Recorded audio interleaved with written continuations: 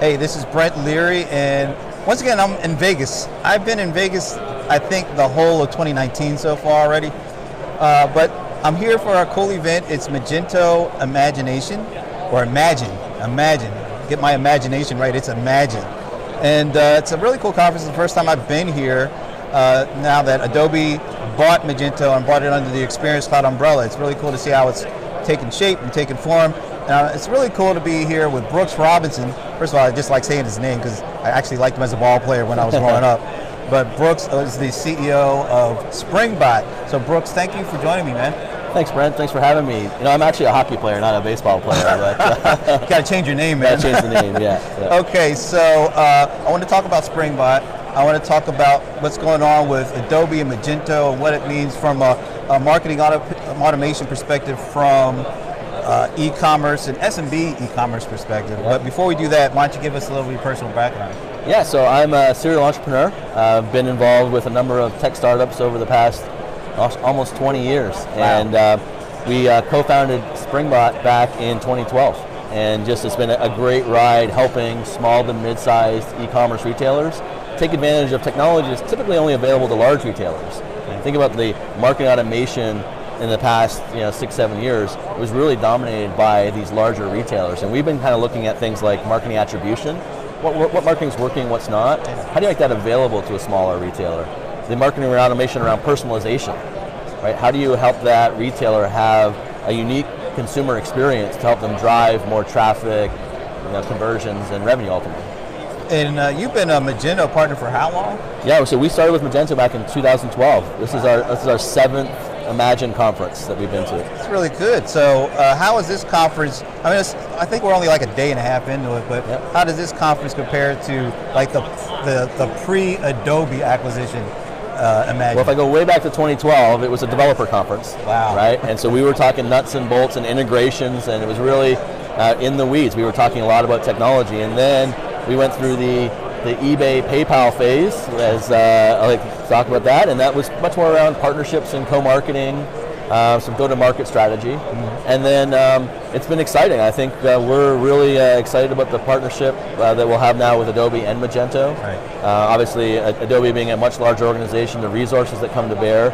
What's also interesting is even though from an e-commerce perspective, Adobe had been mostly working with larger enterprise. Yeah. From if people think about the e-commerce cloud or the Adobe e-commerce cloud, what's actually interesting is that in the small to mid-market where we serve, almost every one of our customers has an Adobe relationship with some Adobe piece of software, whether that's Photoshop or Illustrator. And so we're excited about the brand recognition in our space, and just continuing to develop the partnership we've had with Magento for as long as we have. So we're 2019, and so much is going on around e-commerce in general, but when you think about e-commerce from an SMB perspective, and some of the things that are kind of being discussed now, how different is e-commerce 2019 for an SMB perspective than it was maybe just even a couple of years ago? Well, yeah, if you go back 3 or 4 years, I think we've seen a major shift in how retailers are using consumer data to target messages and create a unique experience for their consumer. If you really go back 3 or 4 years ago, it was, I had to do my monthly email campaigns, and I blasted out to everyone on my list. There probably was a little bit of dabbling in triggered emails or leveraging data within your store to drive personalized messages. That's come a long way in the past 3 or 4 years. If you go back 3 or 4 years ago, the main trigger email that people were doing was abandoned shopping cart. If a consumer abandoned a cart, they got the email, free shipping or 10% off. Now we're much more sophistication around behavior, what products you're looking at, what your demographics are, what your past purchase behavior is, the RFM analysis, the recency, frequency, and monetary value of that consumer is now being used to trigger different messages that are moving beyond just email. Right. At Springbot, we've been in the email marketing automation 6-7 years now, but we just recently launched Facebook Messenger. So the ability to use that as another channel to reach your consumer. And that's something that we're seeing that's just really evolved in the past 3 or 4 years. One of the key announcements coming out of this conference is around the Magento Amazon connection, like allowing you to be able to manage your Amazon store from Magento. Yes. How important is it for particularly SMB folks to have a presence that's easy for them to navigate on Amazon in addition to trying to build their own brand in their own store? Yeah, so I think it really depends on the brand. And that's one of the things that we do at Springbot is we try to have that consultative approach to working with small to mid-sized retailers rather than just, hey, buy a piece of software. Right. We really like to understand what product you're selling, tell me more about your consumer, because the Amazon integration doesn't work for every retailer. Right. And so I think understanding your market, understanding your different channels. I mean, Amazon can be a great channel for someone that still has their own brand presence. I think that's something you're seeing that we've been involved. We've had an Amazon integration as part of our platform for 4 or 5 years, and view it as a positive channel for some retailers. Okay. The other thing that they talked about in the morning keynote was this whole idea of programmable web apps. Yep. Where does that fit into things?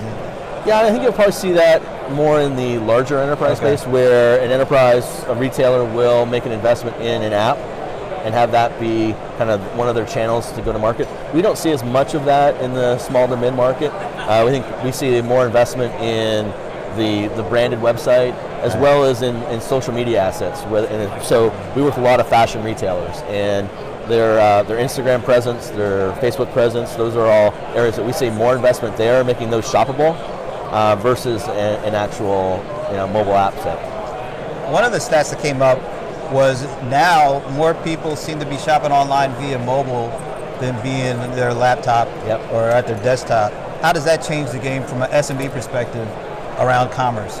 Well, if you go back, we talked about a lot of history, right? If you go back 4 or 5 years, it was all about responsive design of websites, right? And it was amazing how many small to mid-sized, even frankly large retailers had not built responsive sites. So as we saw this mobile kind of wave as people were buying, not just shopping, but actually buying online. There's a big difference between doing discovery in mobile, but now that people are actually making a purchase in mobile, and that's really, and I think we've gone through that phase of responsive design.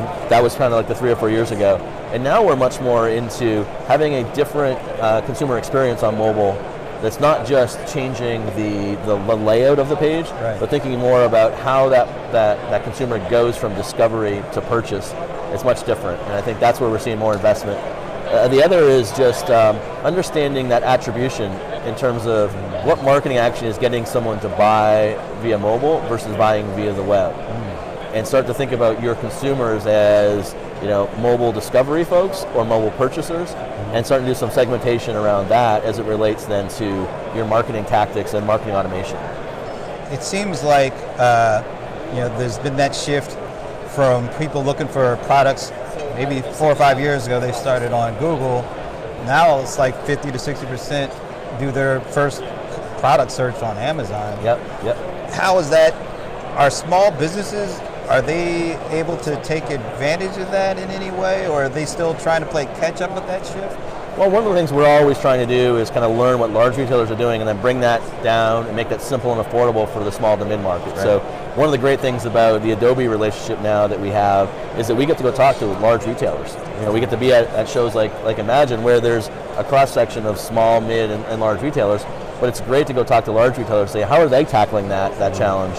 I think on the Amazon front, there's definitely product listings, but now we're starting to see the ability to do Amazon ads and be able to drive to a branded site. And that really opens up a really interesting opportunity for mid-market that maybe isn't as focused on having Amazon as a channel, but now using Amazon as an advertising channel, which I think is really kind of unique and interesting. So I think ultimately where our customers do best is when they have a brand and a product that they're passionate about, and it really comes through in their branded site. That you don't get when you have a product listed in Amazon. Right. Another preppy shirt sitting in Amazon isn't the same as coming to a really cool store that talks about the persona of that brand and how they engage with their consumers, how they interact with those consumers. I think it's much different than what you get in a more sterile Amazon channel environment. It's still the case where Amazon pretty much owns the customer when it's bought via Amazon, versus if you have your own store and somebody buys on your store, then you get all that information. Yeah, I mean, one of the things about our platform when we first started Springbot was I really wanted to be able to help retailers with attribution. Right? If you're going to spend $1 on marketing, how much revenue do you get? Right. And a big part of that is not just understanding that one-to-one marketing campaign to purchase, but also understanding customer lifetime value. Right? And so it's trying to understand, can you get that repeat buyer? Right? And so that's what makes the Amazon channel more difficult, and why you're seeing people that use it as a combination rather than being a sole channel for them. So let's say we look out 4 or 5 years to the future. What is going to be like the biggest shift, the biggest change in commerce, particularly at the SMB size, from now? What are we going to be thinking about? What are we going to have to account for in 5 years that we're not even really thinking about, or maybe it's just not that big a deal right now? Yeah, I mean, I think consumer data, how consumer data is used, the privacy around that, helping consumers interact with brands in the way they want to interact versus it being the other way around.